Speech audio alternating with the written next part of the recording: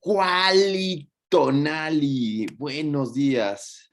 Bueno, estamos aquí con el grupo de los sábados de la Náhuac, ¿no? Y el día de hoy vamos a felicitarlos porque son unos grandes médicos. Felicidades a los médicos. Aplausos de esos de los que no llenan de esta cosa, ¿no? Muchísimas felicidades, gracias por su labor, gracias por lo que hicieron en la pandemia. La verdad es que sí son de admirar, porque además de que estuvieron en la pandemia, luchando con su locura personal, seguramente y ahorita entrar a la maestría les da un plus, ¿no? Les da este plus, así como veíamos la luz, cómo se difracta como en el disco de Dark Side of the Moon de Pink Floyd, ¿no? Y entonces, bueno, entonces vamos a empezar y vamos a decir que hay muchísimas fórmulas de cálculo de tamaño de muestra, pero hoy solamente vamos a ver cuatro tipos. Pero primero quisiera saber por qué es importante hacer un cálculo de tamaño de muestra, Eduardo Arias. Pues, doctor, felicidades igualmente. Es importante conocer el número mínimo de participantes que debemos de tener en nuestro estudio para que podamos, de acuerdo al objetivo que tenemos y a la pregunta de investigación que tenemos, podamos encontrar diferencias significativas y podamos llegar a conclusiones sólidas en cuanto a la pregunta de investigación. Ok, Eduardo, ¿podríamos decir una sola palabra? O sea, ¿cuál de todas las que dijiste te quedó más clara? A mí me gustó diferencias significativas. Y le voy a poner aquí, le voy a poner otra palabra. Estadísticamente significativas. Voy a ponerle. Y después le doy la palabra a Clau. Claro, feliz día a todos también. Otra palabra, Clau. Solo una palabra. Sí. Real, que el resultado sea real y no al azar.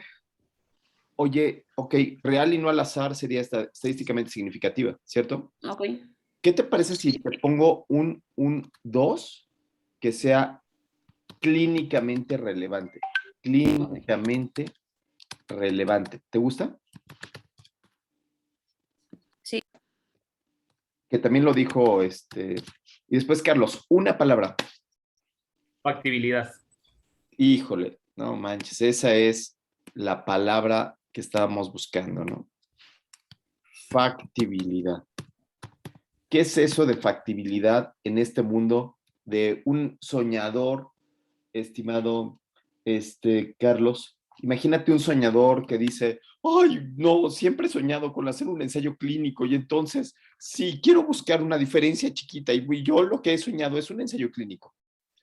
¿Qué opinas cuando se enfrenta a este cálculo de tamaño de muestra? Yo creo que la factibilidad es como un sinónimo de volver a la realidad, ¿no? Porque te habla de la disponibilidad que realmente tienes de tus pacientes, de los costos. Entonces, a lo mejor uno puede estar en el sueño, pero la factibilidad del estudio siempre te va a regresar a la realidad de decir si es plausible lo que estás planteando o no. Sí, ¿qué tanta mota estás fumando, no? Ok, muy bien, muy bien. Y después, ¿quién sigue? Otra manita levantada tengo por aquí. Clau, sí, adelante. Sí. Sí, adelante. Benigno. Perdón, no la bajé. Costos. Optimizar costos. Optimizar costos. Buenísimo. Ese lo voy a poner acá en el azul porque, pues, o sea, por ejemplo, yo soy del ABC y a mí el dinero me sobra, ¿no? ¿Qué más me da? Pues, o sea, costos lo voy a poner acá en el azul. Sí, ¿quién sigue? Sigue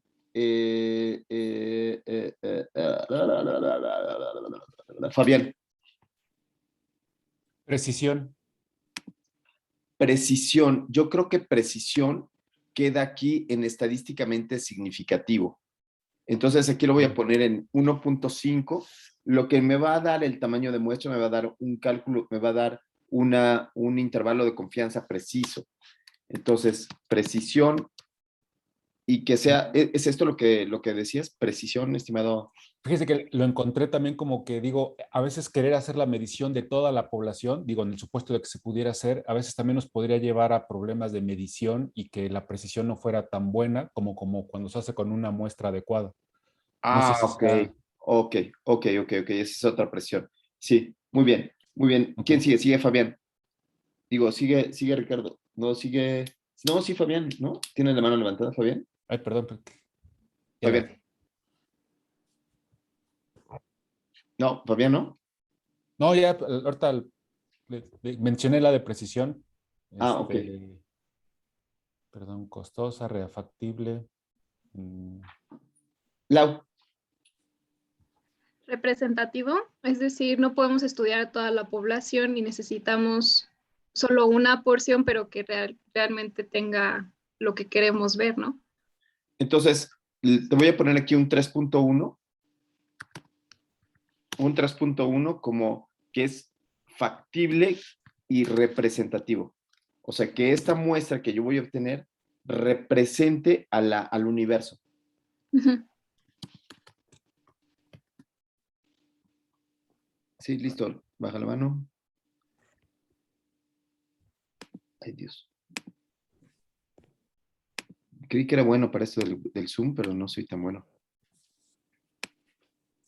Espérame un segundo. Un segundo. Un segundo. Roge, Tiene también que ver con no gastar recursos finitos. En este caso igual. sería una población. Creo que recursos finitos entra en costos, ¿no? O sea, en costos quiere decir, no sé si eso es lo que dices, recursos finitos. Me refería a la población. O porque puede ser recursos finitos de un salario que tienes tú para hacer el proyecto, o pudiera ser recursos finitos porque quiero estudiar, por ejemplo, enfermedad de Gaucher, por ejemplo, que no hay muchos casos, y entonces, como no hay tantos casos, termino no haciéndolo. ¿Cuál de los dos prefieres? El de los casos. Cuando hay Eso es pocos todo, casos. dinero te sobra, eso es todo. Eso es todo, Roge. ¿No? 3.2, entonces, pacientes finitos, ¿no? Entonces, la factibilidad del estudio me va a decir este tipo de cosas. Nancy. El poder estadístico. Poder estadístico entra dentro de esto de acá de la estadística.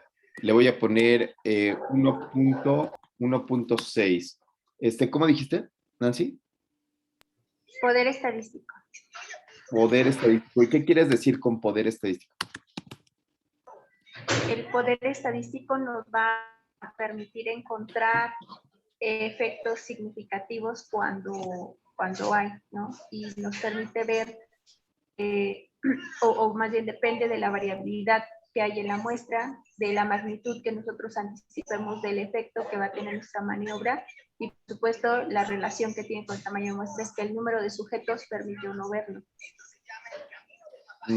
Ok, creo que entra dentro de creo que tú lo que estás diciendo es que sea estadísticamente significativo y que tenga una zeta de alfa significativa y que tenga una zeta de beta significativa.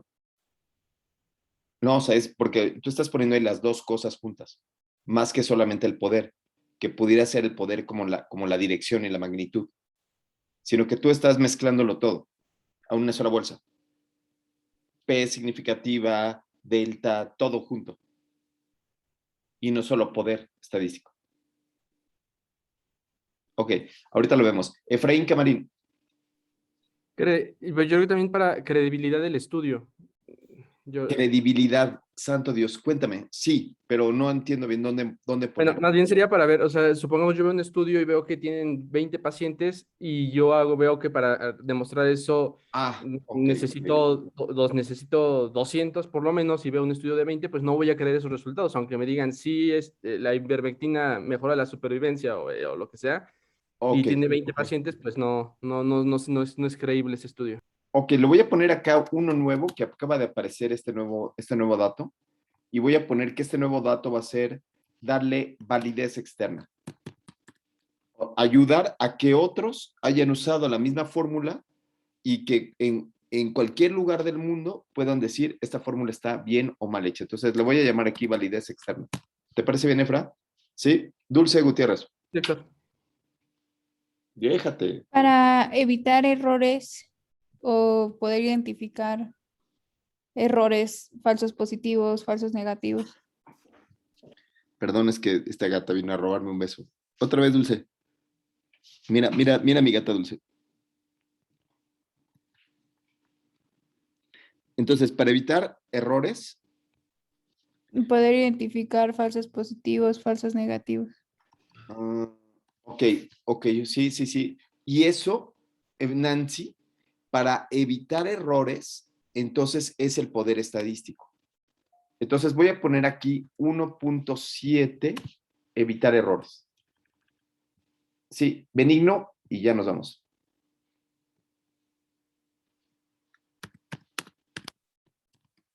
Beni. No, y que debí de haber bajado la mano porque justo iba a decir lo de los errores tipo 1 y 2. Te ganaron por un segundo, ¿no? Sí, sí, sí. Entonces, bueno, en esto se basa, por ejemplo, toda la parte estadística tiene dos asegúnes, que son los errores tipo 1, el error tipo 1 o alfa,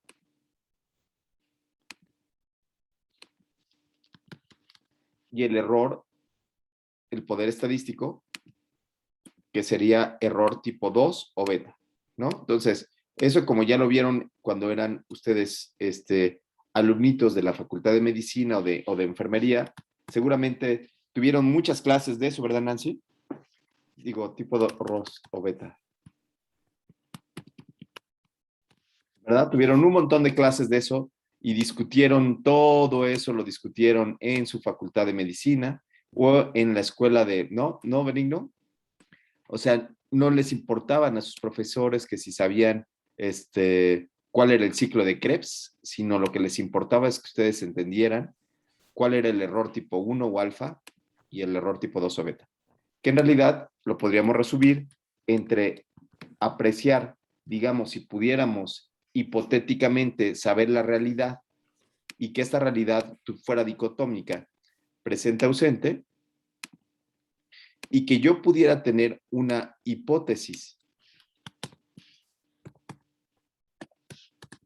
y que esta a su vez fuera presente-ausente, yo tendría estas 4 posibilidades. La posibilidad número 1, es decir, que mi hipótesis se acerque a la realidad, entonces aquí no habría error, ¿cierto? Aquí estaría muy bien. Esto sería un acuerdo muy bueno, ¿no, José Fabián? Sí. Y si dijera que no hay una relación y no la hay, entonces, ¿sí? Entonces ahí no habría error ni delito que perseguir, ¿cierto? Pero ¿qué pasa si yo digo que hay diferencias y no las hay? ¿Ese qué tipo de errores? Error 1. Error tipo 1 o alfa, ¿no? Entonces yo siempre lo pongo en el amor. A mí me gusta el amor. Y entonces, imagínense que tuvieran una pareja. Imagínense, o sea, pues ya sé que están estudiando y no tienen tiempo de nada, no tienen tiempo de ni siquiera de ir al cine, ni siquiera, ¿no? Disfrutar esas cosas que son las que valen la pena en la vida. Y entonces tu hipótesis fuera que la chava te quiere y ella te quiere. Ahí no habría error, ¿no? Allí sería amor puro, ¿cierto? ¿Sí o no? Sí, sí. Sí, sí, sí. O sea, aquí, ay, me quiere, ¿no? Ay, qué bonito.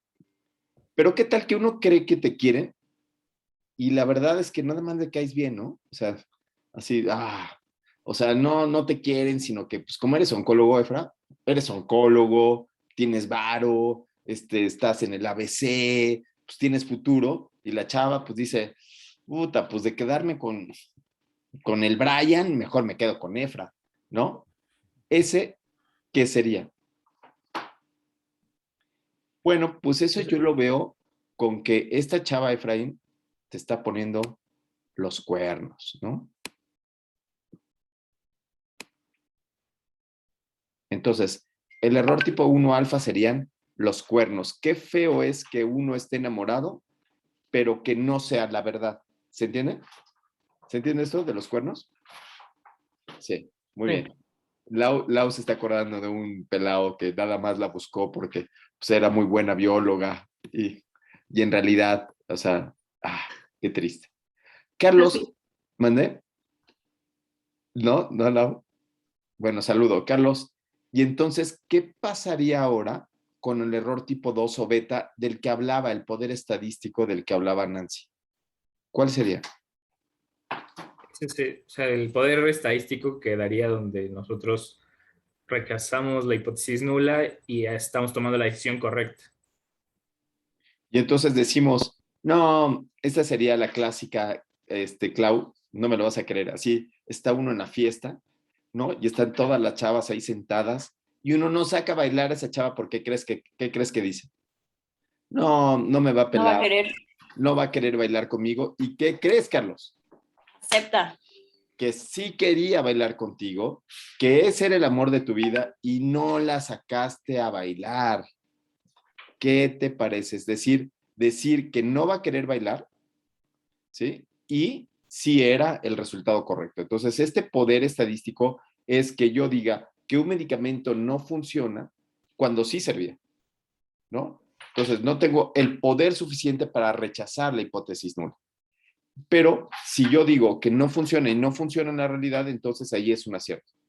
¿Ok? Muy bien. Entonces, para esto sirve el cálculo de tamaño de muestra. Entonces, muy bien. Hasta aquí vamos bien. Segundo punto. Segundo punto, señoras y señores, niñas y niños. Vamos a pensar en 4 fórmulas básicas por objetivo. ¿Cuáles serían esas 4 fórmulas básicas? Si quieren, vamos a hacerlo uno por uno. ¿Cuál sería la primera? Roge. Diferencia de medias. Diferencia de medias no lo pondría yo como el primero. Yo creo que diferencia de medias lo pondría yo como el número 3, ya en un aspecto más inferencial. Sí, José Fabián, ¿cuál sería la primerita?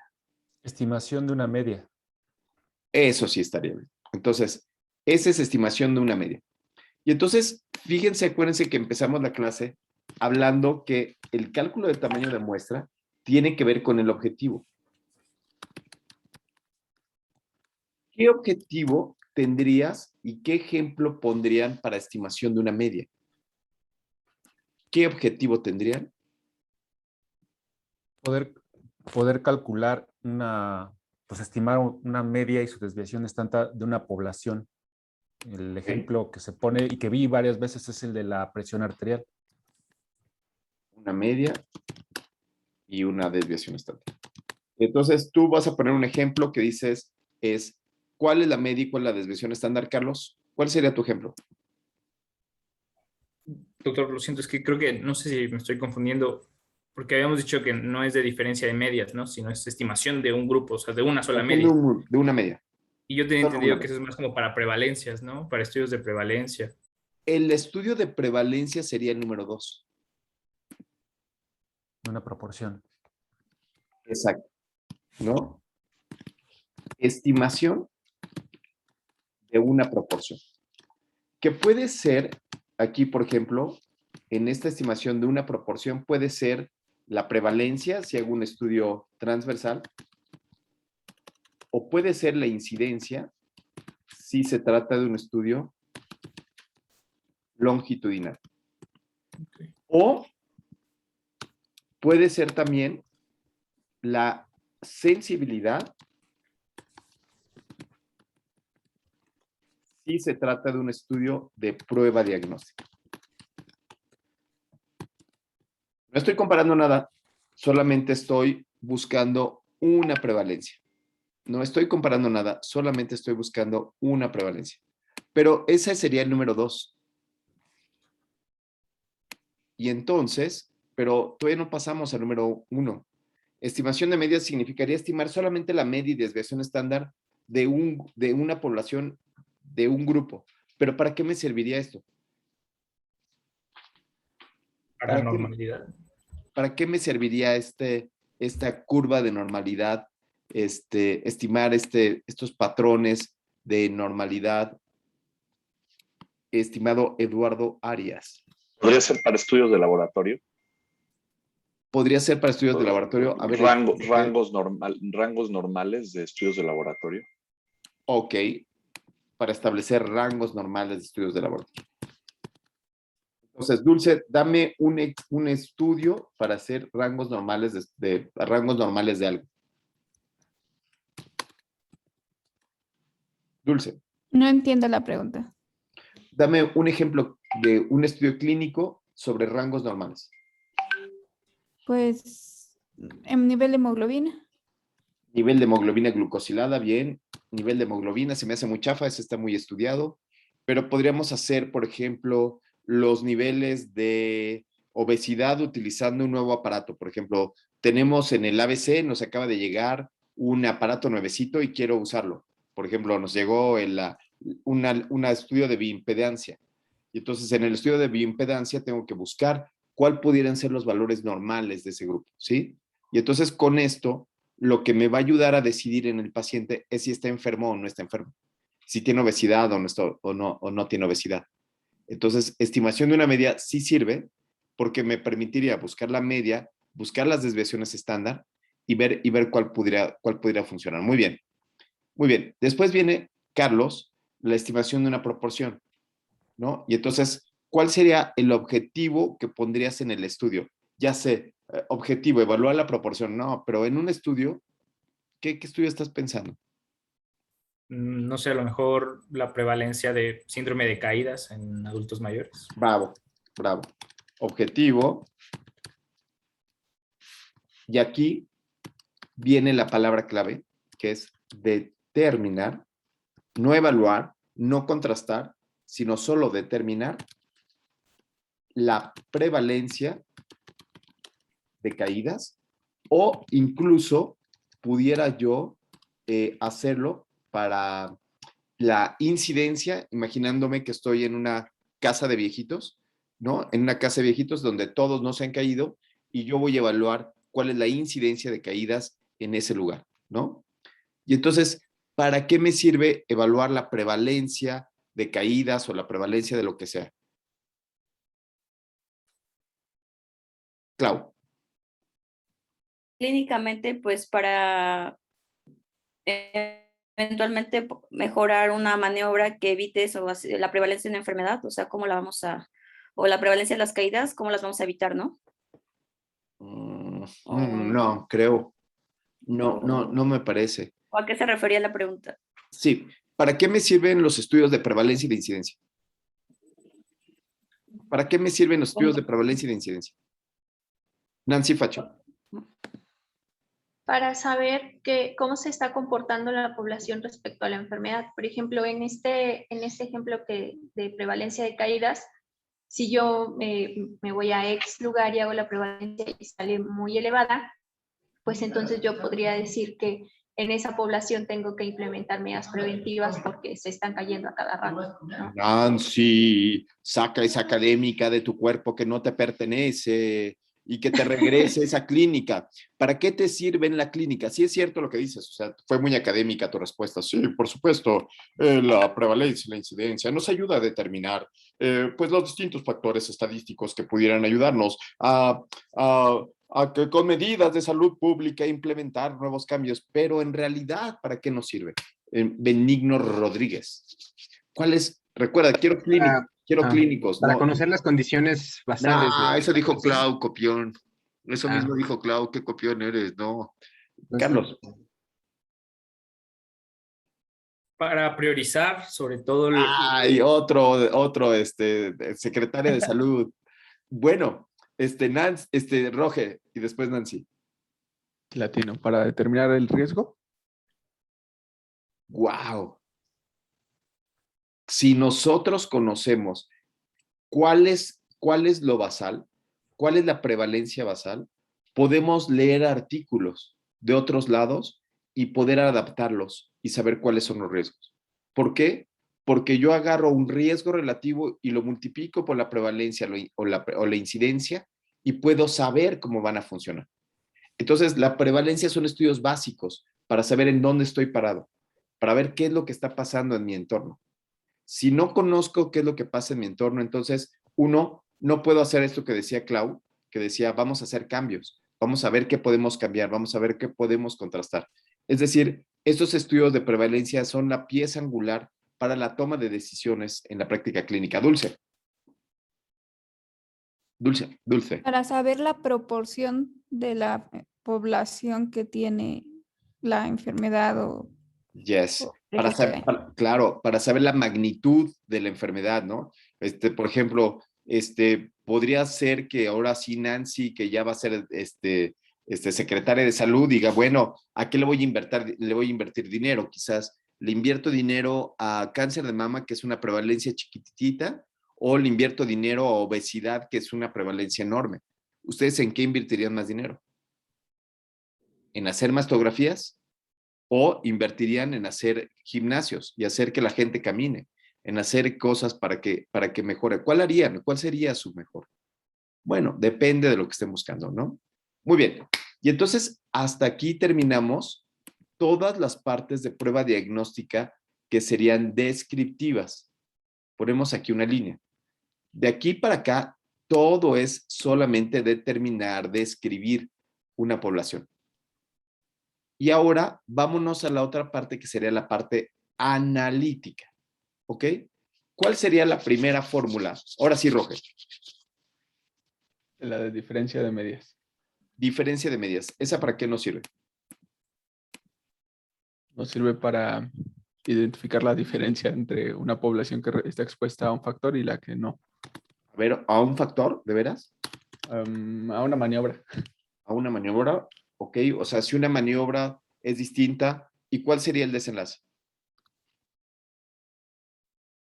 Bueno, pues el desenlace podríamos decir que son dos curvas normales, ¿no?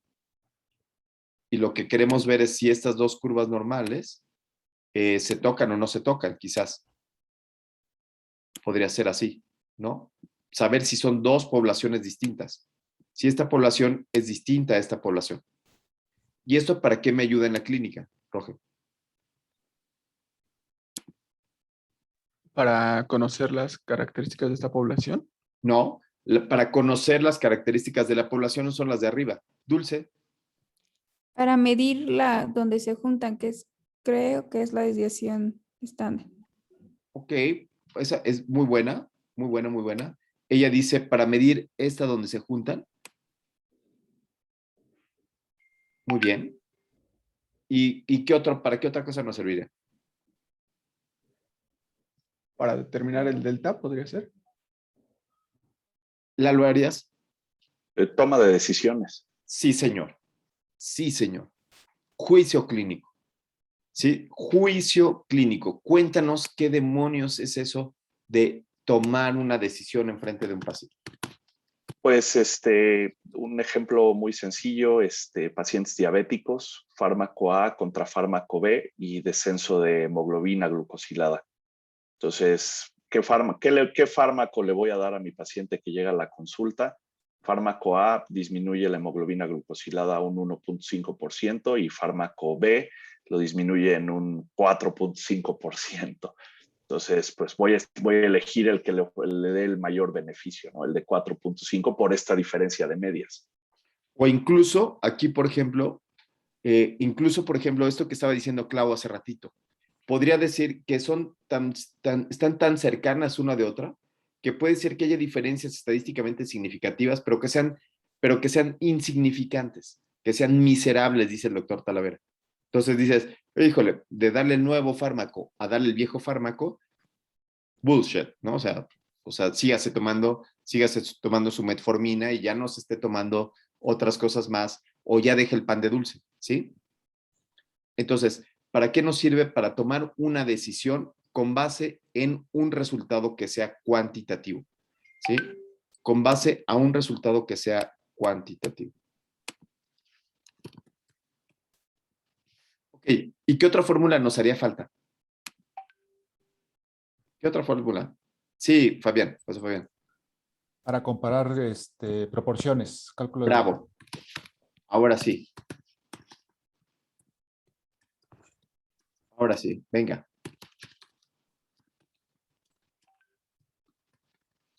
Sí, diferencia de proporciones.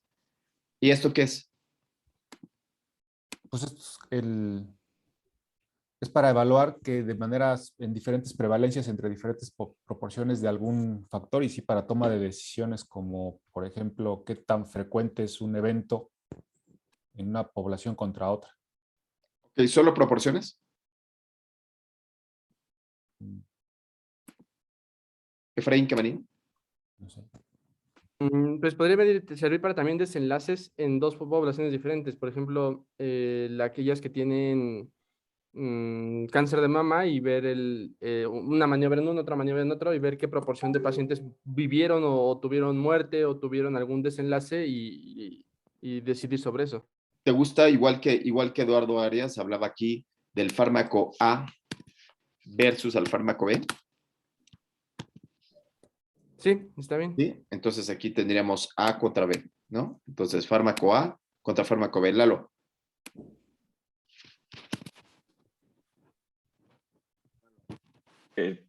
Sí, puede ser, sí, la proporción del riesgo o el riesgo relativo o la mortalidad. ¿Sí? ¿No? Mortalidad sería el desenlace. Y entonces esto nos sirve para medicamentos, por ejemplo, que fue lo que decía Efraín, pero ¿para qué otra cosa nos sirve? Pues para screening también puede ser. ¿Cómo? Para screening, ¿no? Métodos de tamizaje. Para métodos de tamizaje, o sea, si sirve el método de tamizaje o no sirve. Ajá. ¿Sirve o no sirve un método de tamizaje en un ensayo clínico? Bien. Lau, ¿para qué otra cosa? El desenlace, yo creo que no se me ocurre otra, la verdad. ¿No? ¿Qué te parece factores de riesgo? Ah, ok. ¿Sí? O sea, si un gen se asocia o no se asocia con otra cosa, ¿no? Yo tendría que ver que haya una diferencia que fuera estadísticamente significativa, ¿no? A esto le llamamos factores de riesgo. Lalo Arias, otra vez.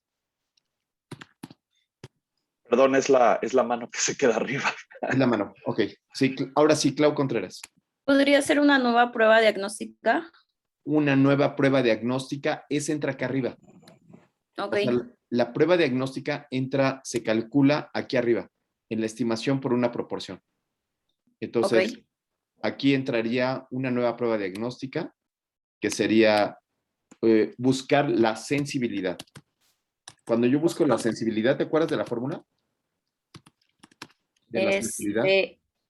Es un cuadro y es A más B. ¿O? A entre A más C, C. que es una proporción. Okay. ¿Sí? Es una proporción de individuos donde la prueba sale positiva o una proporción de individuos donde la prueba sale, busco sensibilidad o especificidad. Dulce Gutiérrez y después José Fabián. Para supervivencia. Para supervivencia, sí, pero no se utilizan estas fórmulas. Okay. Supervivencia es una variable durísima que se llama híbrido de riesgo. Entonces, híbrido de riesgo quiere decir que está entre una diferencia de medias, porque va a medir el tiempo persona, y una diferencia de proporciones. Es una fórmula sumamente difícil. José Fabián.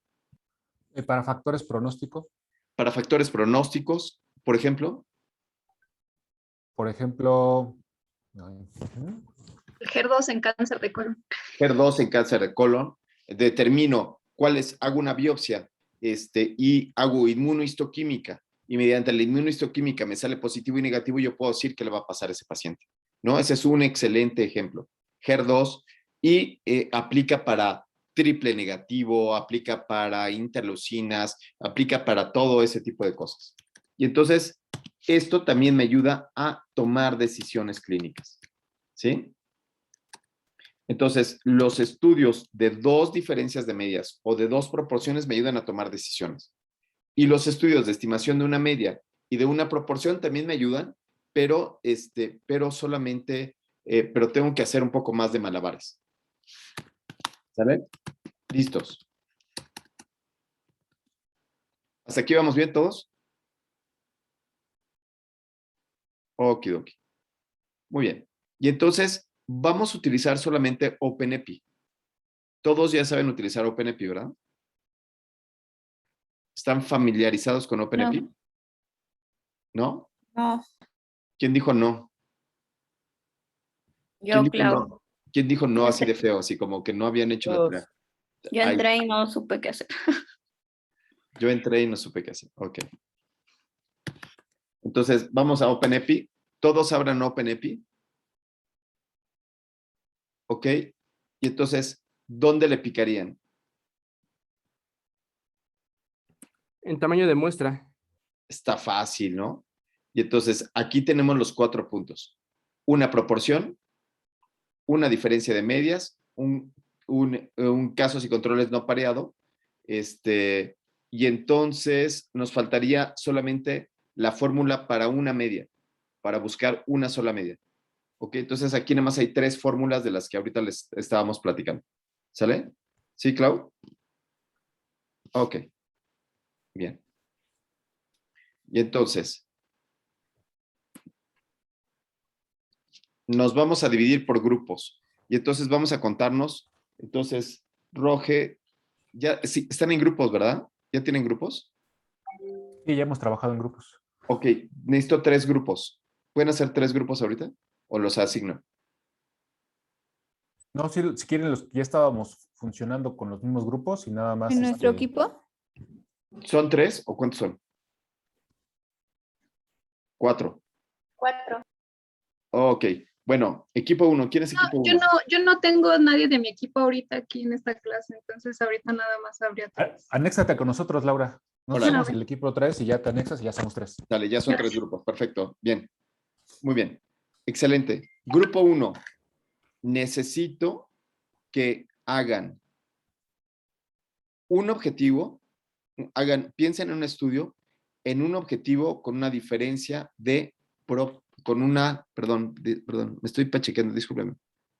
Me falta café, perdón. Necesito que hagan una pregunta al equipo 1 para proporciones. Equipo 1, hagan una pregunta clínica que pueda ser resuelta con proporción. ¿Qué necesitan el equipo 1? Necesito un artículo, que busquen un artículo que les permita poder decidir cuál es esa proporción y cuál es lo que tienen que hacer. ¿Ok? Equipo número 2, un estudio que proponga una diferencia de proporciones, que esa está bien fácil, y que tenga una búsqueda en PubMed, un artículo que encuentren en PubMed, y que podamos llenar esa tabla de 2x2. Y equipo número 3, una diferencia de medias. ¿Listos? Ok, muy bien. Mientras yo voy a tocar el piano, ni modo. Eso es Lau. Lau, gracias. Entonces voy a tocar 2 rolitas y después de esas 2 rolas, el equipo, a ver cómo le hace, pero tendrá que tener un artículo de donde saquen los datos para poder llenar la tablita que le corresponde. ¿Ok? ¿Sí? ¿Les gusta? No, a Lau no.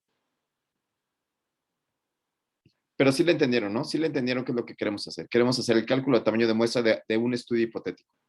¿Sale? Está cañón porque ahorita se van a tener que reunir entre ustedes. ¿Listos? Ya sea que vía WhatsApp digan, a ti te toca encontrar el artículo, a ti la idea. Oye, ¿qué hacemos? Ay, auxilio, socorro, ¿no?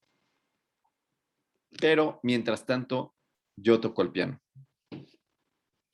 Qué felicidad ser profe porque puedes tocar el piano mientras das clase, ¿no? ¿No, Lau?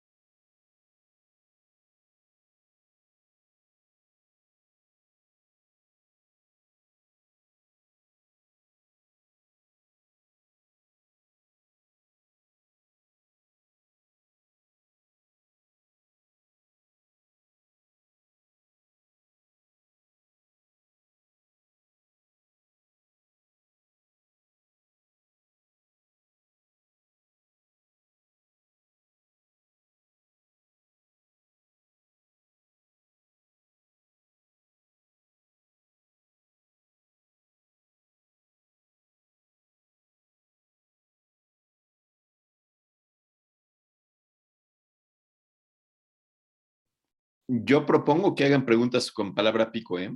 Es una propuesta, así. Pero ¿quién soy yo, Carlos? Ni modo, ¿no? ¿Quién soy yo?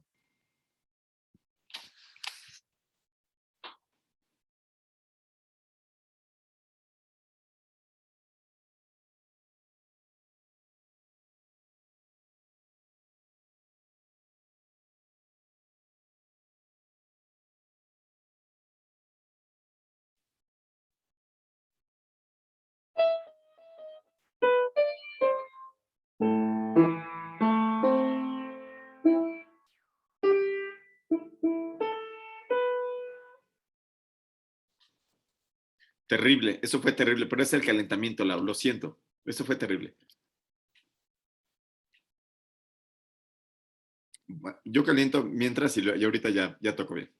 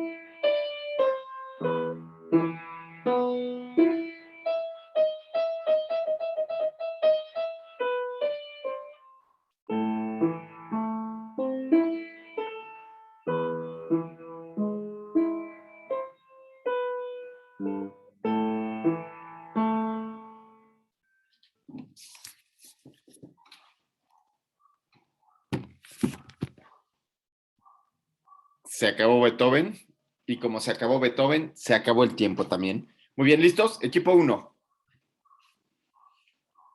¿Quién es equipo 1? ¿Quién quedó en el equipo 1? Somos nosotros, el equipo C. Permíteme. C, perfecto, equipo C. Venga. ¿Cómo le hicieron? ¿Una diapositiva o nada más buscaron el artículo? ¿Nos van a platicar la idea en general?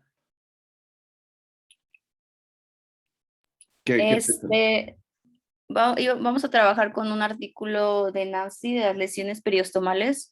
Perfecto. Pero justo tenemos la prevalencia, pero no sabemos qué tamaño de población poner en OpenEpi. Ok, vamos a ver, entonces vamos a abrir atoramos. OpenEpi. Está buenísimo, vamos a abrir OpenEpi y empezamos a resolver esas preguntas. ¿Quién va a manejar ahí? ¿Clau? ¿Quién? ¿Nancy? ¿Tú? Nancy, ¿puede compartir? Nancy tiene ahí a toda su banda. Sí, es que, ¿saben que estoy desde el celular aquí? Pero les puedo dar los datos. Déjenme decir. Ok, si quieres yo pongo la OpenEpi y tú manejas, órale. Ok. Entonces, la primera sería 1, diferencia de proporciones. Ustedes les tocó proporción, ¿no? Una sola proporción. Ajá. Ok. Y entonces vienen aquí unos datos. Primer dato.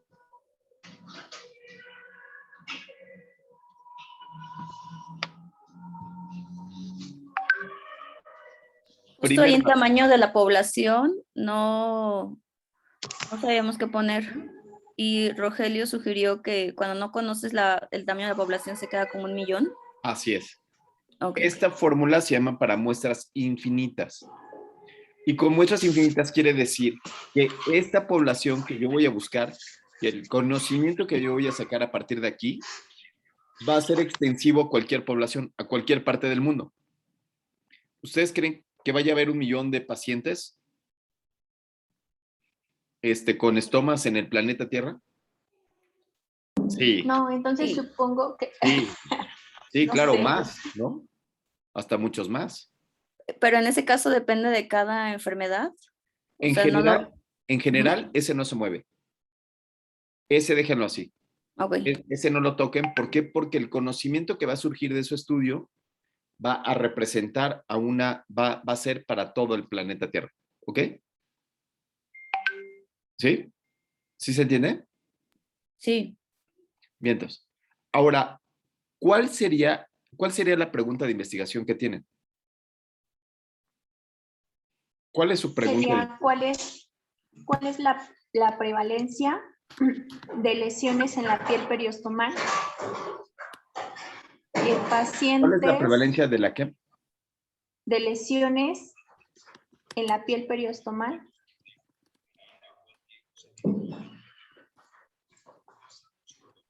Peri no sé qué, ostomal, estomal. Periostomal. Ajá. Ajá, ok. En pacientes con cáncer colorectal y estoma, claro, que reciben quimioterapia. Ay, casi que haces tu pregunta. Qué chafa eres. Bueno, es que no. Qué súper chafa. No inventaron nada. Ok. Ok, y entonces, ¿cuáles son los antecedentes para poder ayudarnos? ¿Qué es lo que se ha visto en otros lados? ¿O es la primera vez que esto se estudia? O sea, tenemos una prevalencia, un artículo reporta una prevalencia de 45.2. De 45.2. Ese sería el saque. ¿Sí? Entonces, yo esperaría que los pacientes que tienen cáncer tengan una prevalencia similar a esta. ¿Encontraron algún otro artículo? ¿Existe algún otro? Sí, hay varios. De hecho, ese 45.2 es de pacientes con cáncer colorectal y que reciben quimioterapia. Ok. Porque la prevalencia en pacientes que no reciben quimioterapia es diferente.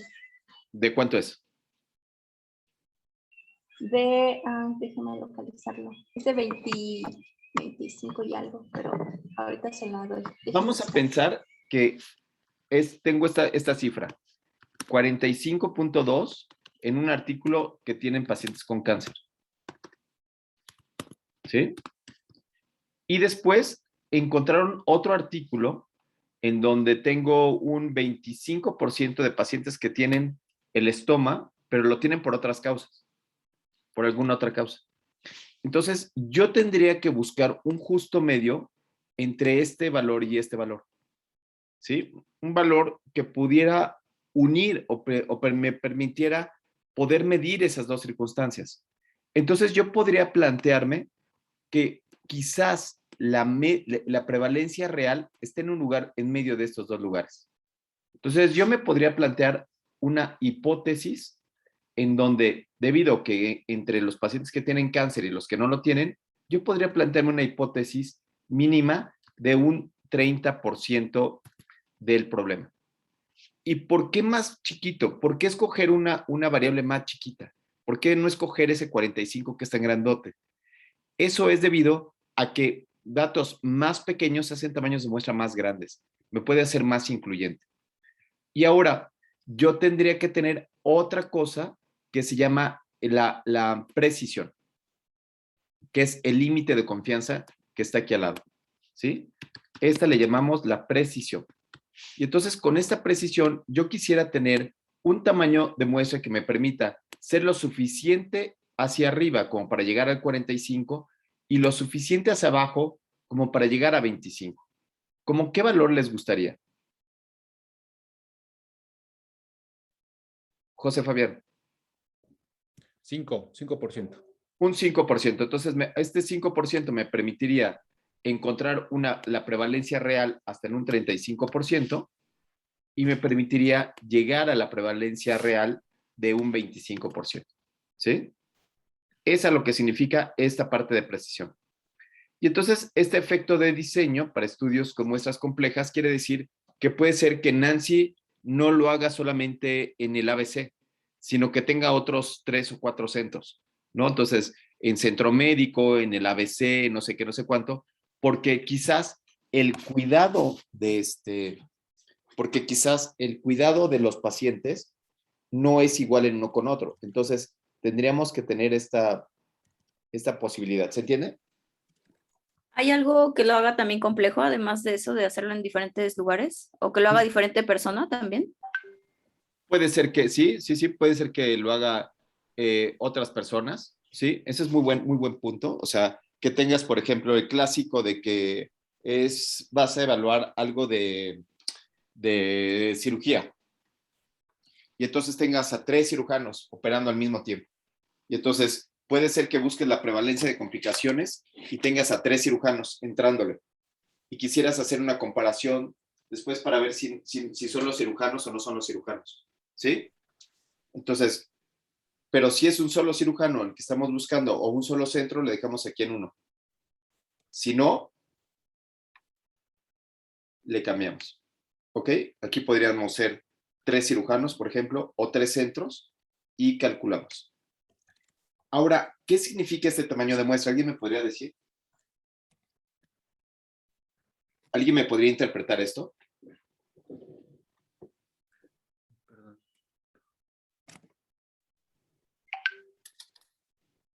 Sí, Nancy. Digo, Lau.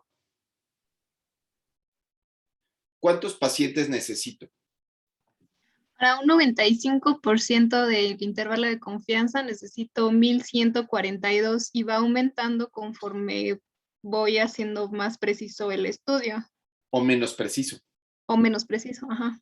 ¿Sí? Entonces, por ejemplo, si quiero yo ahora un intervalo de confianza del 80%, ¿cuántos pacientes requiero? 489 nada más. Exacto. Permítame un segundito.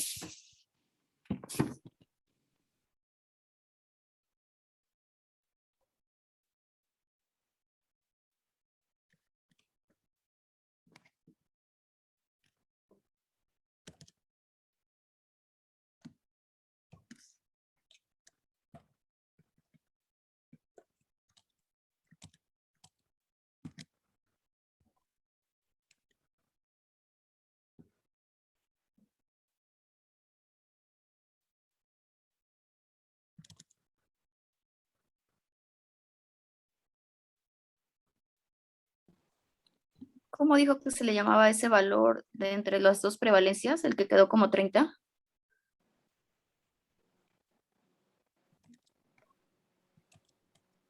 De ese valor no dijo nombre, pero dijo que cuando tenías 2 estudios, que uno daba una prevalencia muy alta y otro muy bajo, lo mejor era calcular una media.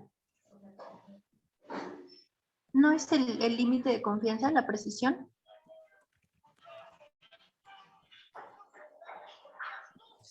No. La precisión es esto que habíamos dicho, que era de 30 menos 25 y más 25. Esa es la precisión. La precisión lo que me da es estos límites para que la media real de la proporción quede en alguno de los lugares, ¿sí? O sea, la proporción real quede en alguno de estos sitios, ¿sale? Entonces, ahora vamos a hacerlo otra vez, pero vamos a hacerlo solamente para un solo grupo. Ya no lo vamos a hacer para 3 grupos, ahora lo vamos a hacer para un solo grupo. Sí, Nancy. Perdón, antes de que avance, quiero saber si estoy comprendiendo.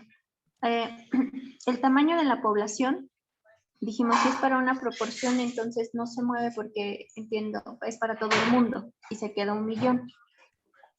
Que se llama muestras infinitas. Ah, ok, muestras infinitas. Lo que quiero decir es que no lo voy a aplicar a una población finita, sino lo voy a aplicar a todos los pacientes que surjan. Ok. Sí, o sea, no es nada más a los 5 pelados que están ahí, sino que va a ser aplicado al mundo entero. Ok. ¿Sí? Y la frecuencia anticipada es lo que nos marca la literatura. La Así es. prevalencia, la incidencia o vaya el dato que tomamos de la literatura. Y esto sería mi hipótesis. Esta sería una parte hipotética. ¿Sí? Porque aquí yo tendría una pregunta. Si ya estuviera contestada la pregunta, por ejemplo, que ya habría un estudio que diga que la prevalencia de lesiones de la piel periostemal en pacientes con cáncer con quimioterapia es de 45.2, yo no tengo pregunta, porque ya se resolvió. ¿Sí? ¿Me explico? Entonces tendría que buscar un artículo que fuera algo parecido que me ayudara a plantearme la hipótesis. En este caso, era un artículo tenía 45.2 y otro artículo 25. Y entonces yo me planteo una hipótesis que sea del 30. Yo me planteo esta hipótesis que sería de un 30%. Y después de eso, busco qué tan preciso quiero ser. Es decir, si sale de un 35 real o de un 25 real, voy a estar contento. ¿Sí? O sea, voy a estar muy a gusto. Y entonces ahora solamente lo voy a hacer en un solo centro. Lo hago en un solo centro, calculo y me salen 381 pacientes. ¿Queda claro? ¿Sí, Rogel? ¿Sí, Nancy? Yo no estoy entendiendo. O sea, ese 30 solamente, digamos que ese 30 solo lo voy a poner en mi protocolo, que es mi hipótesis. Así es. Pero no lo pongo acá para el cálculo de tamaño de muestra. Ah, que sí. Ay, Dios, no lo cambié yo. Perdóname. Lo puse allá, pero no lo cambié. Aquí pongo 30, ¿sí? Aquí lo pongo. En mi hipótesis, exactamente aquí.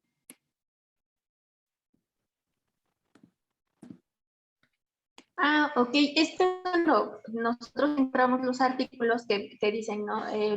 La prevalencia y la incidencia van del 20 al 70%, por ejemplo. Entonces, yo me planteo una hipótesis que esté a la mitad, ¿no? Ajá, sí. Y entonces sí, yo digo, bueno, si es del 20% voy a decir 40. Mi así es. hipótesis va a ser 40 y ese 40 es el que pongo acá en la frecuencia anticipada. Así es. Que nosotros dijimos, encontraron dos artículos, uno del 45 y otro de 25, y planteamos una hipótesis de 30. ¿Sí? Clau. Esa hipótesis o límite de confianza tiene que tener un valor máximo o mínimo, o nosotros lo planteamos como hipótesis. Ustedes lo plantean como hipótesis. O sea, ok. ¿Sí? Puede ser mayor o puede ser menor. Por ejemplo, aquí... Pero tiene que estar entre los dos, ¿verdad? Perdón. Más o menos, sí, sí, sí. Tú lo planteas. Por ejemplo, entre este de 20 y 60, por ejemplo, se podría plantear ¿qué les parece? 40. 40, ¿sí? ¿Y cuánto le podrías de precisión a este? 10 y 10. 10 y 10, ¿sí? Y entonces, primero voy a correr este que está aquí. Primero voy a calcular este que está aquí. ¿Sí? Y me quedan 323 pacientes. Ahora fíjense qué pasa cuando le muevo aquí a 40 y ya no quiero que sea tan preciso. Ya no quiero que me salga una precisión chiquita de 5%, sino quiero lo que salga. Lo que salga, lo que Dios quiera. Le voy a poner 20. ¿Qué crees que va a pasar?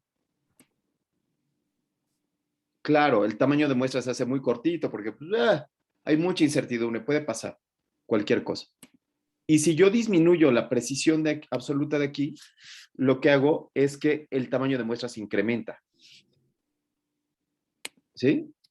93. Y si yo lo hago más chiquito, el tamaño de muestra se vuelve a incrementar otra vez.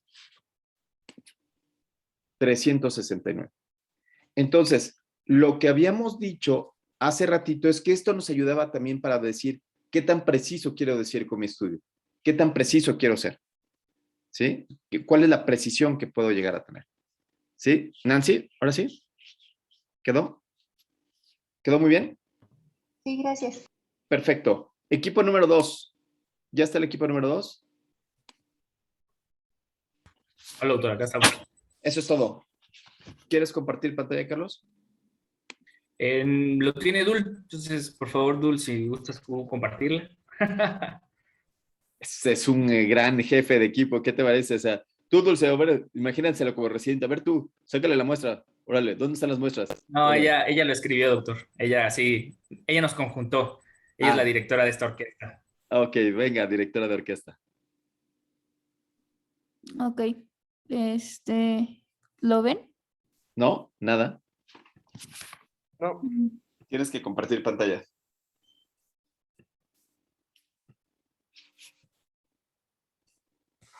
Ahora. Sí, ahora sí. ¡Órale! Hasta presentación y todo. ¿Qué onda? ¡Wow! Esta fue la pregunta que nos hicimos, o sea, muy apresurados por que probablemente se pueda hacer mejor, pero es Es esta. Es más eficaz un control estricto de la presión arterial sistólica a menos de 120 milímetros de mercurio contra un control más libre con una presión arterial sistólica a menos de 140 milímetros de mercurio para reducir la aparición de eventos cardiovasculares. Buenísima pregunta. Uh-huh. Muy buena. Entonces, el artículo que encontramos fue el estudio Sprint, que es Se lo dio el doctor Talavera. El doctor Talavera duerme. El doctor Talavera duerme con ese artículo así de cucharita, así se duerme y así lo tiene así. ¡Ay! El estudio Sprint, así de cucharita duerme con el artículo así. Sí. Ok. Bueno, y pues aquí, lo que se evaluó fue justamente esta pregunta para ver si una presión de menos de 120 comparada con una menos de 140 tenía menos eventos cardiovasculares. Y resulta que sí había menos eventos fatales en estos pacientes que tenían una presión objetivo menos de 120. Esta es la tabla. Ya perdí la presentación. ¿Pueden ver otra vez mi presentación? ¿O qué es? Sí, seguimos viendo el artículo. Ahí está. Ok. Y esta es la tabla en donde se reportan pues las características de los pacientes y bueno, que al final del día pues se evidencia cómo los pacientes que tenían un tratamiento más intensivo, es decir, una presión sistólica menos de 120, tenían menos eventos cardiovasculares comparados con los que tenían una presión sistólica más alta. Ok. Y aquí ya con esta tabla yo creo que podemos hacer la tabla de 2x2, si eso, porque creo que esa era la misión primordial. Sí, pero aquí no aparece que haya una pregunta de investigación como tal, ¿no? O sea, aquí parece ser que están pues narrando qué fue lo que pasó con este estudio. ¿O dónde sería la pregunta de investigación? Pues la pregunta de investigación esa ya está resuelta con el estudio Sprint. Uh-huh. Entonces aquí podríamos tener nuevas preguntas de investigación. Por ejemplo, la pregunta sería, el estudio fue hecho con hazard radios o con híbrido de riesgo y yo quisiera hacer el análisis con diferencia de proporciones, por ejemplo, ¿no? O sea, yo quisiera saber cuál es la proporción, no al tiempo que están buscando ellos, sino a corto plazo. Eso podría ser otra pregunta. Pero muy bien, hagamos la tabla de 2x2. Vayámonos a calcular el tamaño de muestra. Entonces, ¿cuáles serían los ingredientes, Carlos? Los ingredientes en este caso, bueno, si lo calculamos en OpenEpi, sí, lo que nos pide el porcentaje de la aparición del evento en los no expuestos versus el de los expuestos. Ok, vamos a hacerlo en OpenEpi. Voy. Que yo sí no soy muy buena con esto del... Dulce, no te preocupes, yo no soy muy buena en casi nada, entonces ya estamos parejos. Si quieres, yo comparto mi presentación, mi pantalla, Dul. Muchas gracias. Ya le puse a dejar de compartir, ¿no? ¿La pueden ver? No ha dejado de compartir, Dulce. Seguimos viendo la presentación de Dulce. Maldición. ¿Cómo le hago? Ya no vamos a tener likes aquí, Dulce, por tu culpa. Ya no va a poder monetizar este video, doctor. Exacto. Ok, ya dejé de compartir. Y eso que teníamos cerca de casi entre 3 y 4 personas que los ven, ¿eh? Casi. ¿Listo? ¿Pueden ver ahora mi pantalla, doctor? Ya, sí. Entonces aquí, según yo, aquí en cohorte y ensayo clínico. Ok. Y déjame mover esto. Que si le pones casos y controles, da igual, ¿eh? Sí. Bueno, eso no lo sabía, pero pues ya le pusimos en ¿qué le parece? Ok. Y le pusimos aquí en el nivel de confianza, le damos 95%, el poder estadístico, igual creo que el estándar siempre es 80%. La razón en este beta, caso. o poder, claro. El beta. Ajá. Lo dejamos en este caso el porcentaje de los... Aquí es el porcentaje de los no expuestos positivos, que si nos checamos en el artículo Sprint, que déjeme aquí, lo tengo para poner los datos. La aparición del desenlace en el grupo, digamos, estándar, que fue en el de los no expuestos en este caso, fue de 319 pacientes. ¿Hago el porcentaje? Yes. Creo que el porcentaje es 6.8%. 6.8% de los pacientes que no, o sea, que hacen lo que se les pega a su gana. Uh-huh. ¿Sí? ¿Sería 0.6 o sería 6 para decir porcentaje? Ah, mira, fíjate cómo iba de 0.0 a 99.9. Entonces tiene que ser un porcentaje, o tiene que ser una proporción. Entonces Sí. aquí está diciendo 6.8. Ok, bien. En el artículo ponen así a un ladito donde dice primary outcome, entre paréntesis está el porcentaje. En este caso 6.8% en el grupo estándar, que es el grupo de los no expuestos. Ok, y si tienes al clásico, y entonces el otro grupo sería el clásico médico, que, ay, no, señora, tómese todos sus medicamentos, se lo tiene que tomar al pie de la letra, y cada 8 horas, y que no se le vaya a olvidar, porque, ay, no, y no coma sal, no, la sal no, porque sí hay así, ¿no, Dulce? No, sí te has topado así con médicos de que, ay, control estricto, yo la 3 medicamentos, y que no. ¿Sí? Entonces, y bueno, el de arriba sería el chavo de onda que pues, se lo toma, pero no se lo toma y se come sus tacos con sal, ¿no? Buena onda. Vive la vida nice, ¿no? Y el otro sería el grupo de, ahora sí, haz tu tarea, manda las tareas a tiempo. Y ya sabes, ¿no? ¿Qué les parece, José Fabián, una diferencia de 6.8% contra 5.2%? Así, sin hacer ninguna proporción ni nada, me parece una diferencia muy pequeña. Si es que ¿Qué te es... parece esa hipótesis para ese artículo, para esto que están presentando Carlos y Dulce y el equipo? Si ellos quieren establecer una hipótesis de algo, pues deberían de buscar un desenlace más llamativo para ellos, ¿no? Si es la hipótesis que quieren lanzar. Así es, Eduardo, ¿tú qué piensas? Sí, o sea, estoy de acuerdo con Fabián en que la diferencia es mínima, pero entonces aquí la duda que tengo es, hemos platicado del impacto, este 10% sí.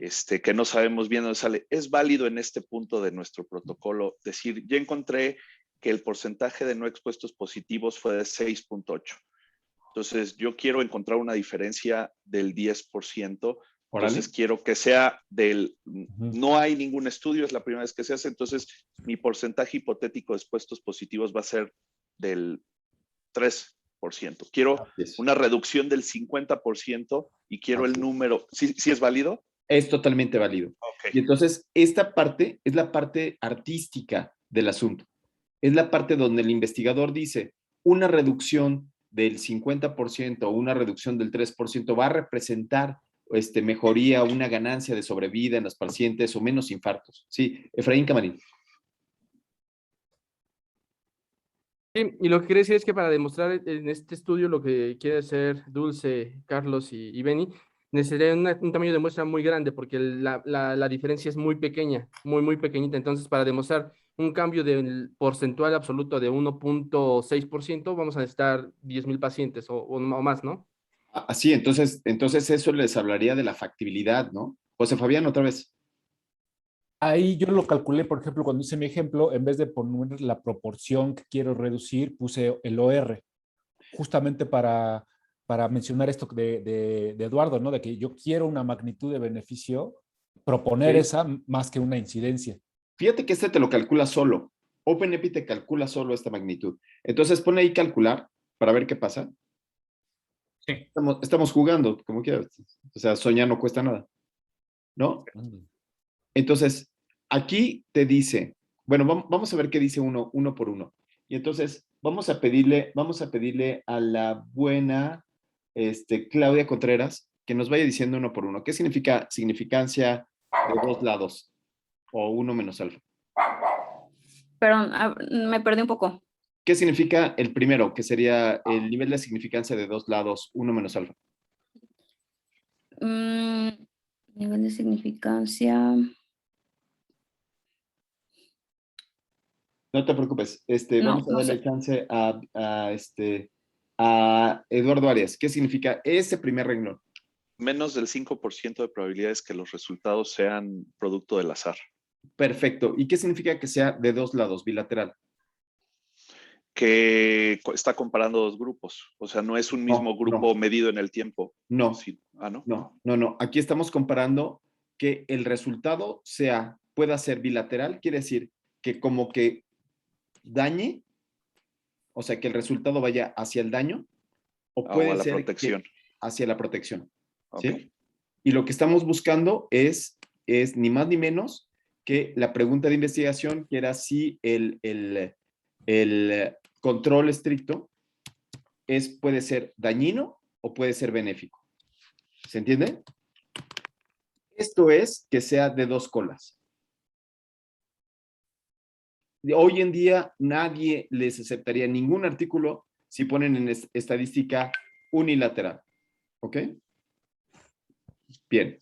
¿Qué significa el número 2? Potencia 1 menos beta o beta, estimada Nancy Facio. Es el poder, lo que habíamos dicho hace rato, pero aquí. Decir o identificar la diferencia, la posible diferencia que haya. El poder estadístico. Okay, el poder estadístico es la contundencia que tenemos. O sea, ¿qué tan robusto es este escenario? Entonces, se busca que sea de un 80% y eso es universal. Y después viene, ahora sí, el tamaño del evento que estamos buscando. ¿De cuánto es, Fabián? Aquí es de una disminución del riesgo del 25%. Aquí tiene el OR 0.75. A ver, ¿qué dice aquí? Razón del tamaño de muestra, perdón. expuesto o no expuesto. 1. Porcentaje 6.58. Contra 5.2. ¿Cuánto hay ahí de diferencia? Sí, Eduardo. Arias. Aquí una duda, doctor, en algo que en los expuestos no expuestos, la proporción, ¿tiene algún sentido incrementar la relación? O sea, 2-1, dos controles por un expuesto, o sea, ¿impacta en algo el tener 1-2 o 1-3? ¿Ayuda en algo al estudio? ¿O en qué caso sí se recomienda más de 1-1? Por ejemplo, cuando tienes poco dinero y dices, solamente tengo dinero para hacerle una maniobra cara a un grupo, entonces tendrías que disminuir un poquito uno de los dos grupos y elevas en el otro grupo, ¿no? Por ejemplo, ejercicio. Si quieres evaluar ejercicio y obesidad, ¿no? Y entonces dice, pues nadie hace ejercicio. O sea, la gente está tomando clases y está aquí sentado durante todo el día. Entonces, no hacen ejercicio en sábado. O sea, no manches, pues ¿cómo no se va a elevar la obesidad? Pues así, no manches. ¿Cuántos hay los que están haciendo ejercicio? Pues bien poquitos. Entonces, ahí es donde puedes modificarlo. ¿Ok? Y entonces, eso sería el porcentaje de los expuestos, la razón entre expuestos y no expuestos. Y después viene el porcentaje de positivos, ese ya lo habíamos visto, 6.8, ¿no? Que era lo que habían planteado. Y después viene el posible odds ratio que se está buscando. Beni. Me quedó duda con eso que comentó de cuando tenemos pocos recursos. Entonces, ¿podríamos hacerlo 3-1, 4-1? ¿O existe un límite o existe un sesgo o algo que se pierda cuando nosotros hacemos eso? No, nada. Fíjate cómo se mueven los datos. Entonces, vamos a hacerlo ahora un 3-1. Fíjense que necesitábamos 7,000 pacientes, ¿ok? Acuérdense, requeríamos 7,000 pacientes. Ahora regrésate un poquito. Sí. Ajá. Y ahora vamos a hacerle que la razón de expuestos y no expuestos, que está arriba, más arriba, ahí. Ahora vamos a ponerle un 3. Y calculamos. Y entonces se eleva el tamaño de muestra, pero me quedan 2,400 en un grupo y 7,000 en el otro grupo. Como son estudios de corte, quizás el factor que estás buscando no lo vas a poder lograr, ¿no? Y entonces, ¿ok? Sí. Entonces solamente se eleva, como que se acomoda un poquito mejor. ¿Sí? Lalo Arias. Ahora, en lo del matching, no, ¿qué es más válido? ¿Tener pocos pacientes y macharlos de acuerdo a características o 3-1? Digo, ya es muy filosófico. Y eso es ese lo vamos a ver en casos y controles. Okay. Lo vamos a ver en las 20 cosas que hacen científico un estudio de casos y controles. Y el matching definitivamente no es una de ellas. El matching es nada más de véale la cara al sujeto que está enfrente de usted, ¿no? Cansado de que no le salga la P significativa, harto de tener tamaños de muestra grandes, haga un estudio de casos y controles y machelo. Y ya lo pones en un congreso y ganas, pero no sirve de nada, ¿no? Entonces sí es más recomendable esto de proporciones 2-1, 3-1. Así es, totalmente. Ok, perfecto. Bueno, entonces con esto, Carlos, a mí me parecería que nadie en su sano juicio haría un estudio con 9,624 pacientes, ¿cierto? No, 3-1 no, totalmente, pero 1-1 tal vez en la industria. ¿A uno? A ver, hazlo 1-1. Regrésate a hacerlo 1-1.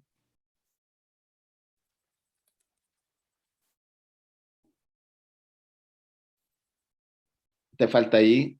Aquí 5, me faltó 5-2. Ok. 7,000 pacientes, ¿te parece que? Bueno, no, o sea, nosotros no, tal vez. Me ciño un poco a la población que tiene este estudio. Este estudio tiene como 8,000 y tantos pacientes. Ok. 9,000 y tantos pacientes. Por eso lo menciono. O sea, tal vez nosotros aquí desde nuestra trinchera no podríamos hacer un estudio con tantos pacientes, pero generalmente los multicéntricos con patrocinados por la empresa, pues la industria, pues a lo mejor y sí. Ok, Lau. Pero es válido decir, digo, no sé si estoy citando al doctor Talavera, pero dice que cuando un estudio necesita demasiados pacientes, entonces realmente no, pues no sirve de nada, ¿no? Porque estás requiriendo demostrar algo que realmente a lo mejor en la realidad no existe porque necesitas muchísimos pacientes para demostrarlo, entonces a lo mejor en realidad ni siquiera es. Esto te da un número necesario a tratar, altísimo, ¿no? Entonces, aquí lo que estamos diciendo es que esa diferencia de riesgos es de menos 1.6, Lalo Arias. Aquí también otra pregunta filosófica.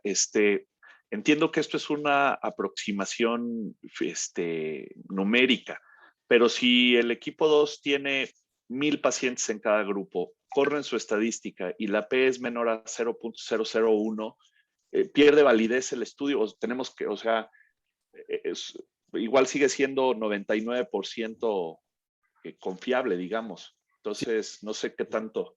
Sí. La pregunta que está haciendo Eduardo Arias, se dice, bueno, vamos a hacer este estudio con 7,000 pacientes, pero resulta que hago un análisis interim con 500 pacientes, ¿no? O sea, paro el estudio con 500 pacientes y empiezo a encontrar que ya había respuestas estadísticamente significativas.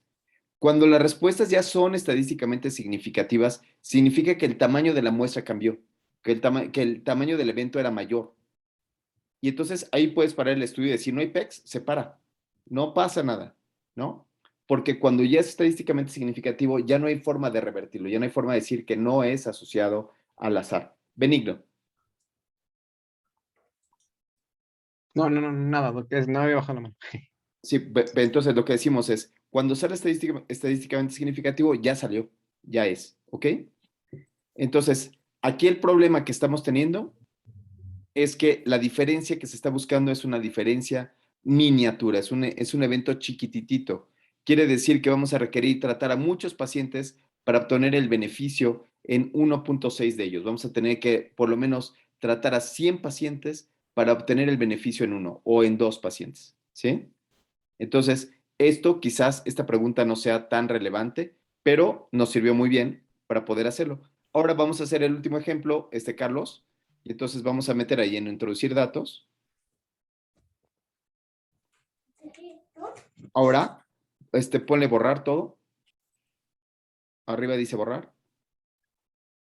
¿Sí? Y bueno, velo llenando 95, 80, 80, 1, 1, Y ahora podemos calcular solo con un odds ratio, ¿sí?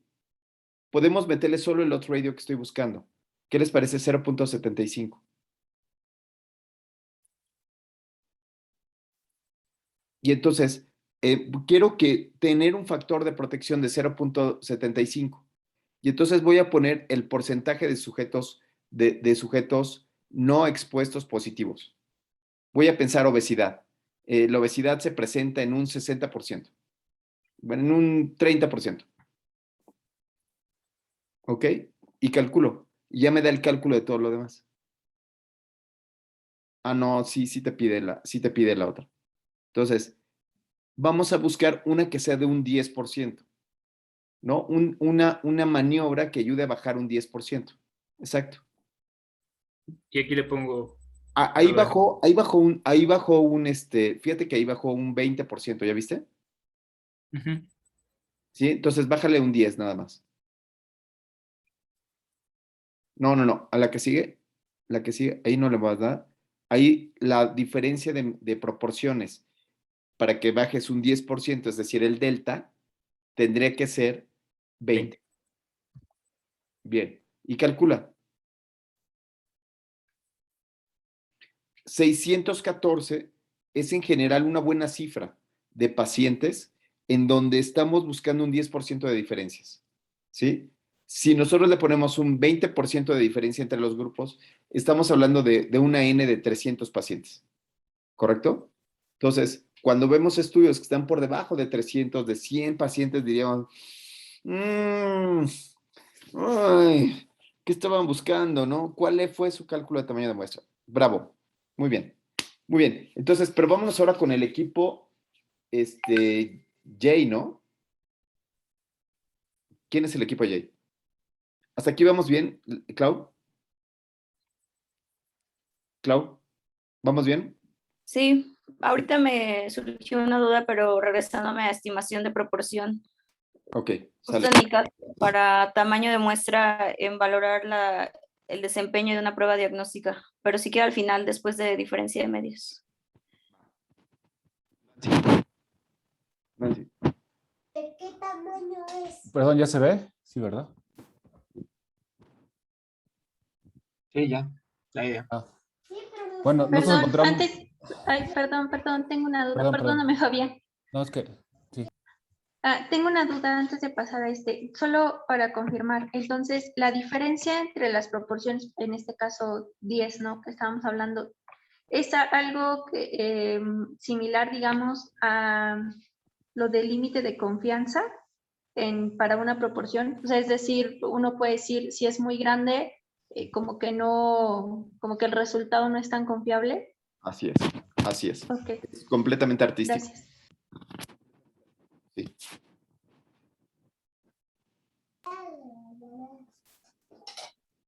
Encontramos un ejemplo de la pregunta que pusimos, sería ¿cuál sería el efecto de la metformina? Digo, ahorita no nos dio tiempo de buscar ni Sí, no pasa nada. pero ¿cuál sería el efecto de la metformina en el control agudo de la glucosa por una carga oral de glucosa en pacientes obesos? Entonces, buscando así la maniobra, el desenlace y el estado basal, encontramos de manera... este artículo que tiene una maniobra diferente, que es una suplementación X o por día, igual con esta misma forma de medir. Y aquí les daban a los pacientes esta maniobra contra el manejo usual en una carga oral de glucosa y hacían las mediciones y las estimaciones de la media y la desviación estándar de los pacientes en la intervención y en el manejo usual, ¿no? Entonces eso nos serviría para poder estimar nuestro cálculo de muestra. Y ahora déjenme ver si les puedo enseñar en OpenEpi. Sí ven ahí, ¿verdad? También OpenEpi. Sí. No, estamos viendo la presentación. Tienes que dejar de presentar. Ay, perdón. Me pongo nervioso, ¿eh? Entonces, Dulce, ese fue un gran chiste, ¿por qué no te ríes? O sea, se pone nervioso si está nada más en la pantalla con su familia, en su casa donde no le va a pasar nada y se pone nervioso. ¿Qué te parece, Dulce? Ah, es que tengo mi chaparrito aquí al lado y está Eso es contando está lo hace- contando sus cuadritos y dice que le faltan 2 y que tenemos que ir a buscarlo, ya se imaginarán. Entonces aquí metemos en OpenAPI, es que es el que el que me está viendo es él. El intervalo de confianza, 2 lados. El 95, la potencia que buscamos mínima. La razón entre los grupos. Aquí en la media yo tenía 200 de los grupos que no tienen, perdón, que no tienen intervención versus 180 por glucosa, ¿no? Ajá, es la media de glucosa. Que le des un beso. Ahorita vamos a todos. Y las desviaciones estándar que aquí tenía era 30 de la desviación estándar en este y en este era 36. Ok. Sí. Y con esto ya puedo dar calcular. Y aquí me calcula mi tamaño de la muestra en ambos grupos para poder encontrar esa diferencia de 20 miligramos por metro, 20 miligramos por decilitro. Con estas desviaciones estándares estimadas en el estudio previo, necesitaría yo un tamaño de muestra de 88 en el grupo total y 44 por cada brazo. Bien, muy bien. Entonces aquí el punto básico que yo les quiero decir es que el tamaño de muestra nos ayuda a nosotros. El cálculo de tamaño de muestra nos ayuda a nosotros, porque lo podemos engañar de muchas maneras, ¿no? Podemos engañar para que salga lo que uno quiera. Entonces, Carlos nos decía, esto es para hablar de factibilidad. A uno hace el cálculo de tamaño de muestra para uno, ¿no? Para decir, sí me van a alcanzar los pacientes, pero me puede engañar, ¿eh? Por ejemplo, aquí puedo decir, ay, no voy a ver control metabólico, sino voy a ver disminución de glucosa. Y aquí le puedo subir y bajar hasta que me cuadre, hasta que me salgan los pacientes que yo quiero. Incluso pueden llegar a ser 10 pacientes, ¿eh? ¿No? Y decir, bueno, pues ese es mi cálculo, güey, ¿no? Eso es lo que yo quiero, calcular. Pero aquí tendríamos que hablar sobre el juicio clínico y qué es lo que yo quiero. Es decir, el cálculo de tamaño de muestra es para uno. Beni. Doctor, ¿hay alguna forma de poder encontrar o calcular la desviación estándar en los artículos? Lo que pasa es que eso es lo que yo no he podido encontrar y eso me está costando mucho trabajo.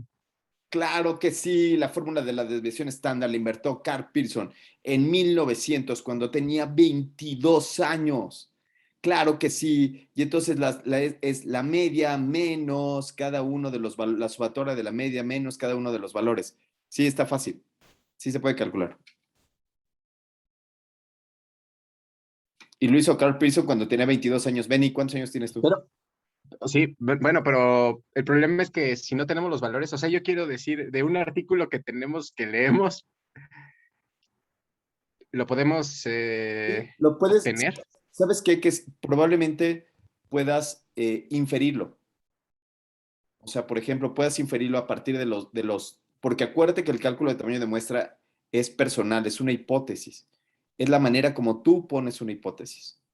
¿Sí? Entonces tú puedes inferir cuánto podría ser esa desviación estándar. ¿Sí? Sí, ok. En los metaanálisis, por ejemplo, lo que se hace es que se toma una desviación estándar única. Lalo Arias. Pregunta, doctor, los estudios de no inferioridad, o sea, donde realmente no queremos encontrar diferencias entre uno y otro. No, Dios mío, no.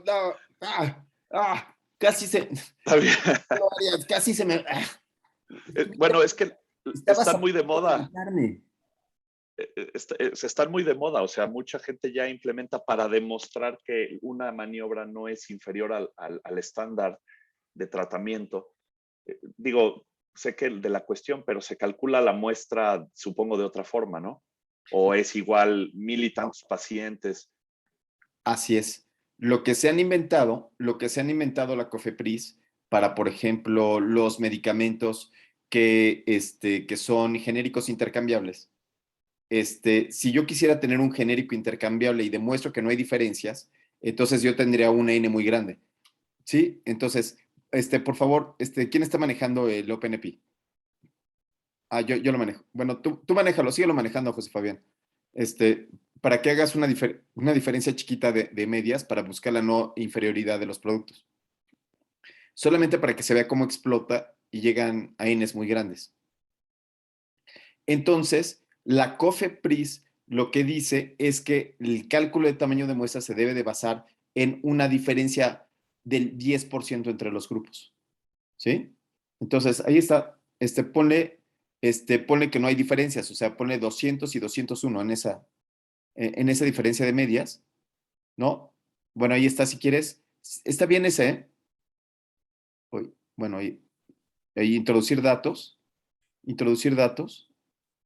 y vamos a ponerle que sea más chiquita la diferencia, 132, y en el otro lado ponle, bueno, ahí ponle 120, 130. Bueno, ok. Y ahí 128. ¿Sí? Es una diferencia más chiquita. Ahora sí calcular. Y se va incrementando el tamaño de muestra. Entonces, si yo demuestro no inferioridad, entonces los cálculos se hacen enormes. Por eso es que los estudios de no inferioridad, que son una burla, los estudios de no inferioridad son una burla al intelecto de los médicos, en su día, es intentar decir que sí hay diferencias, pero estas diferencias son pequeñitas, que son diferencias de un 10%. Y después hay quien se burla todavía más, porque hace solamente 10 pacientes y 10 pacientes y busca que no haya diferencias estadísticas. Pues con 10 pacientes, ¿qué diferencias va a haber? No va a haber ninguna diferencia estadística. Hay que tenerle mucho cuidado a esos estudios y por eso casi me atraganto, porque han sido la burla del siglo XX, porque en el XXI ya nadie lee un artículo así. O sea, ya nadie en su sano juicio. Benigno y después Dulce. No, perdón. Ya. Dulce. Doctor, la próxima clase podríamos ver en un espacito nuestros tamaños de muestra para... Es que a mí sí me salió un tamaño de muestra bien chiquitito, pero, o sea, como ya se acabó el tiempo de la clase, igual y la próxima no sé si podamos verlo para ver qué es lo que está hecho bien o mal, no lo sé. Ok, préstame la pantalla.